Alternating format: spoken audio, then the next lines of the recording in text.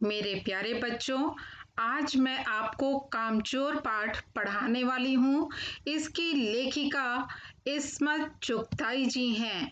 इस्मत चुगताई जी ने अपने पाठ कामचोर में कामचोर प्रवृत्ति को दर्शाने का प्रयास किया है। कामचोर हम उसे कहते हैं जो कोई भी काम न करके लेटे रहना या बैठे रहना पसंद करता है। कामचोर हास्य प्रधान कहानी है। समृद्ध परिवार के बच्चे किस तरह आराम तलब हो जाते हैं और वे कोई काम नहीं करते हैं, यहाँ तक कि वे स्वयं से पानी भी नहीं लेकर पीते। परिवार के मुखिया इस बात से चिंतित होते हैं। वे बच्चों को काम करना सिखाना चाहते हैं, इसलिए घर के सभी नौकरों को छुट्टी दे देते हैं। बच्चे जो कोई काम नहीं करते, जीवन में हमेशा बैठे रहने की आदत डाल चुके हैं, वे जो भी काम करने उठते हैं उसमें कुछ ना कुछ गलत कर बैठते हैं। वे काम तो करते हैं पर उनसे कुछ ना कुछ उल्टा हो ही जाता है। अंततः घर में भूचाल की स्थिति बन जाती है। काम न करने की प्रवृत्ति घर परिवार में किस तरह मुश्किलें उत्पन्न कर देती है, प्रस्तुत कहानी में इसी का सुंदर चित्रण किया गया है। बड़ी देर के वाद विवाद के बाद यह तय हुआ कि सचमुच नौकरों को निकाल दिया जाए। आखिर ये मोटे मोटे किस काम के हैं? हिलकर पानी नहीं पीते। इन्हें अपना काम खुद करने की आदत होनी चाहिए। कामचोर कहीं के। तुम लोग कुछ नहीं, इतने सारे हो और सारा दिन उधम मचाने के सिवा कुछ नहीं करते। और सचमुच हमें ख्याल आया कि हम आखिर काम क्यों नहीं करते। हिलकर पानी पीने में अपना क्या खर्च होता है, इसलिए हमने तुरंत हिल हिलाकर पानी पीना शुरू किया। हिलने में धक्के भी लग जाते हैं और हम किसी के दबैल तो थे नहीं कि कोई धक्का दे और हम सह जाएं। लीजिए, पानी के मटकों के पास ही घमासान युद्ध शुरू हो गया। सुराहियां उधर लुढ़की, मटके इधर गए, कपड़े भीगे सो अलग। यह भला काम करेंगे? अम्मा ने निश्चय किया। करेंगे कैसे नहीं, देखो जी, जो काम नहीं करेगा उसे रात का खाना हरगिज नहीं मिलेगा, समझे? यह लीजिए, बिल्कुल शाही फरमान जारी हो रहे हैं। हम काम करने को तैयार हैं, काम बताए जाएं। हमने दुहाई दी। बहुत से काम हैं जो तुम कर सकते हो। मिसाल के लिए, यह दरी कितनी मैली हो रही है, आंगन में कितना कूड़ा पड़ा है, पेड़ों में पानी देना है। और भाई, मुफ्त तो यह काम करवाए नहीं जाएंगे, तुम सबको तनख्वाह भी मिलेगी। अब्बा मियाँ ने कुछ काम बताए और दूसरे कामों का हवाला भी दिया। माली को तनख्वाह मिलती है। अगर सब बच्चे मिलकर पानी डालें तो खुदा के लिए नहीं, घर में बाढ़ आ जाएगी, अम्मा ने याचना की। फिर भी तनख्वाह के सपने देखते हुए हम लोग काम पर तुल गए। एक दिन फर्शी दरी पर बहुत से बच्चे जुट गए और चारों ओर से कोने पकड़कर झाड़ना शुरू किया। दो चार ने लकड़ियां लेकर धुआंधार पिटाई शुरू कर दी। सारा घर धूल से अट गया। खांसते खांसते सब बेदम हो गए। सारी धूल जो दरी पर थी, जो फर्श पर थी, सबके सिरों पर जम गई, नाकों और आंखों में घुस गई। बुरा हाल हो गया सबका। हम लोगों को तुरंत आंगन में निकाला गया। वहां हम लोगों ने फौरन झाड़ू देने का फैसला किया। झाड़ू क्योंकि एक थी और तनख्वाह लेने वाले उम्मीदवार बहुत, इसलिए क्षण भर में झाड़ू के पुर्जे उड़ गए। जितनी सीखें जिसके हाथ पड़ी वह उनसे ही उल्टे सीधे हाथ मारने लगा। अम्मा ने सिर पीट लिया, भाई ये बुजुर्ग काम करने दे तो इंसान काम करे। जब जरा जरा सी बात पर टोकने लगे तो बस हो चुका काम। असल में झाड़ू देने से पहले जरा सा पानी छिड़क लेना चाहिए। बस यह ख्याल आते ही तुरंत दरी पर पानी छिड़का गया। एक तो वैसे ही धूल से अटी हुई थी, पानी पड़ते ही सारी धूल कीचड़ बन गई। अब सब आंगन से ही निकाले गए। तय हुआ कि पेड़ों को पानी दिया जाए। बस सारे घर की बाल्टियां, लोटे, तसले, भगोने, पतीलियां लूट ली गईं। जिन्हें ये चीजें भी न मिली, वे डोंगे, कटोरे और गिलास ही ले भागे। अब सब लोग नल पर टूट पड़े। यहाँ भी वह घमासान मची कि क्या मजाल जो एक बूंद पानी भी किसी के बर्तन में आ सके। ठूसम ठास, किसी बाल्टी पर पतीला और पतीले पर लोटा और भगोने और डोंगे। पहले तो धक्के चले, फिर कोहनियां और उसके बाद बर्तन। फौरन बड़े भाइयों, बहनों, मामुओं और दमदार मौसियों, फूफियों की कुमक भेजी गई। फौज मैदान में हथियार फेंक कर पीठ दिखा गई। इस धींगा मुश्ती में कुछ बच्चे कीचड़ में लथपथ हो गए, जिन्हें नहलाकर कपड़े बदलवाने के लिए नौकरों की वर्तमान संख्या काफी नहीं थी। पास के बंगलों से नौकर आए और 4 आना प्रति बच्चा के हिसाब से नहलवाए गए। हम लोग कायल हो गए कि सचमुच यह सफाई का काम अपने बस की बात नहीं, और न पेड़ों की देखभाल हमसे हो सकती है। कम से कम मुर्गियां ही बंद कर दें बस। शाम ही से जो बांस छड़ी हाथ पड़ी, लेकर मुर्गियां हाँकने लगे, चल दड़बे दड़बे, चल दड़बे। पर साहब, मुर्गियों को भी किसी ने हमारे विरुद्ध भड़का रखा था। उठ पटांग इधर उधर कूदने लगी। 2 मुर्गियां खीर के प्यालों से, जिन पर आया चांदी के वर्क लगा रही थी, दौड़ती फड़फड़ाती हुई निकल गई। तूफान गुजरने के बाद पता चला कि प्याले खाली हैं और सारी खीर दीदी के कामदानी के दुपट्टे और ताजे धुले सिर पर लगी हुई है। एक बड़ा सा मुर्गा अम्मा के खुले हुए पानदान में कूद पड़ा और कत्थे चूने में लुथड़े हुए पंजे लेकर नानी अम्मा की सफेद दूध जैसी चादर पर छापे मारता हुआ निकल गया। एक मुर्गी दाल की पतीली में छपाक मारकर भागी और सीधी जाकर मोरी में इस तेजी से फिसली कि सारी कीचड़ मौसी जी के मुंह पर पड़ी, जो बैठी हुई हाथ मुंह धो रही थी। इधर सारी मुर्गियां बेनकेल का ऊंट बनी चारों तरफ दौड़ रही थीं। एक भी दड़बे में जाने को राजी न थी। इधर किसी को सूझी कि जो भेड़ें आई हुई हैं, उन्हें लगे हाथों उन्हें भी खाना खिला दिया जाए। दिन भर की सूखी भेड़ें दाने का सूप देकर जो सबकी सब झपटी, तो भाग कर जाना कठिन हो गया।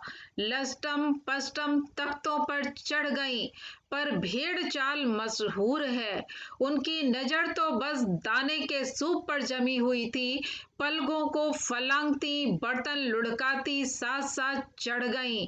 तख्त पर बानी दीदी का दुपट्टा फैला हुआ था, जिस पर गोखरी, चंपा और सलमा सितारे रखकर बड़ी दीदी मुगलानी बुआ को कुछ बता रही थी। भेड़ें बहुत निसंकोच सबको रौंदती, मेंगनों का छिड़काव करती हुई दौड़ गईं। जब तूफान गुजर तो चुका, तो ऐसा लगा जैसे जर्मनी की सेना टैंकों और बमबारों सहित उधर से छापा मारकर गुजर गई हो। जहां तहां से सूप गुजरा, भेड़ें शिकारी कुत्तों की तरह गंध सूंघती हुई हमला करती गईं। हज्जन माँ एक पलंग पर दुपट्टे से मुंह ढाके सो रही थीं। उन पर से जो भेड़ें दौड़ी तो न जाने वह सपने में किन महलों की सैर कर रही थीं। दुपट्टे में उलझी हुई मारो मारो चीखने लगी। इतने में भेड़ें सूप को भूलकर तरकारी वाली की टोकरी पर टूट पड़ी। वह दालान में बैठी मटर की फलियां तोड़ तोड़ कर रसोइये को दे रही थीं। वह अपनी तरकारी का बचाव करने के लिए सीना तान कर उठ गईं। आपने कभी भेड़ों को मारा होगा तो अच्छी तरह देखा होगा कि बस ऐसा लगता है जैसे रुई के तकिए को कूट रहे हों। भेड़ को चोट तो नहीं लगती, बिल्कुल यह समझकर कि आप उससे मजाक कर रहे हैं वह आप ही पर चढ़ बैठेगी। जरा सी देर में भेड़ों ने तरकारी छिलकों समेत अपने पेट की कड़ाही में झोंक दी। इतने में भेड़ें सूप को भूलकर तरकारी वाली की टोकरी पर टूट पड़ी। वह दालान में बैठी मटर की फलियां तोल तोल कर रसोइये को दे रही थी। वह अपनी तरकारी का बचाव करने के लिए सीना तान कर उठी। आपने कभी भेड़ों को मारा होगा तो अच्छी तरह देखा होगा कि बस ऐसा लगता है जैसे रुई के तकिए को कूट रहे हैं। भेड़ को चोट तो नहीं लगती, बिल्कुल यह समझकर कि आप उससे मजाक कर रहे हैं वह आप ही पर चढ़ बैठेगी। जरा सी देर में भेड़ों ने तरकारी छिलकों समेत अपने पेट की कड़ाही में झोंक दी। इधर यह प्रलय मची थी, उधर दूसरे बच्चे भी लापरवाह नहीं थे। इतनी बड़ी फौज थी जिसे रात का खाना न मिलने की धमकी मिल चुकी थी। वे 4 भैंसों का दूध दूहने पर जुट गए। धुली धुलाई बाल्टी लेकर 8 हाथ 4 थनों पर पिल पड़े। भैंस एकदम जैसे चारों पैर जोड़कर उठी और बाल्टी को लात मारकर दूर जा खड़ी हुई। तय हुआ कि भैंस की अगाड़ी पिछाड़ी बांध दी जाए और फिर काबू में लाकर दूध दूह लिया जाए। बस झूले की रस्सी उतारकर भैंस के पैर बांध दिए गए। पिछले 2 पैर चाचा की चारपाई के पायों से बांध अगले 2 पैरों को बांधने की कोशिश जारी थी कि भैंस चौकन्नी हो गई। छूट कर जो भागी तो पहले चाचा जी समझे कि शायद कोई सपना देख रहे हैं। फिर जब चारपाई पानी के ड्रम से टकराई और पानी छलक कर गिरा तो समझे कि आंधी तूफान में फंसे हैं, साथ में भूचाल भी आया हुआ है। फिर जल्दी ही उन्हें असली बात का पता चल गया और वह पलंग की दोनों पटिया पकड़े बच्चों को छोड़ देने वालों को बुरा भला सुनाने लगे। यहाँ बड़ा मजा आ रहा था। भैंस भागी जा रही थी और पीछे पीछे चारपाई और उस पर बैठे हुए थे चाचा जी। ओहो, एक भूल ही हो गई, यानी बछड़ा तो खोला ही नहीं, इसलिए तत्काल बछड़ा भी खोल दिया गया। तीर निशाने पर बैठा और बछड़े की ममता में व्याकुल होकर भैंस ने अपने खुरों को ब्रेक लगा दिया। बछड़ा तत्काल जुट गया। दोहने वाले गिलास कटोरे लेकर लपके क्योंकि बाल्टी तो छपाक से गोबर में जा गिरी थी। बछड़ा फिर बागी हो गया।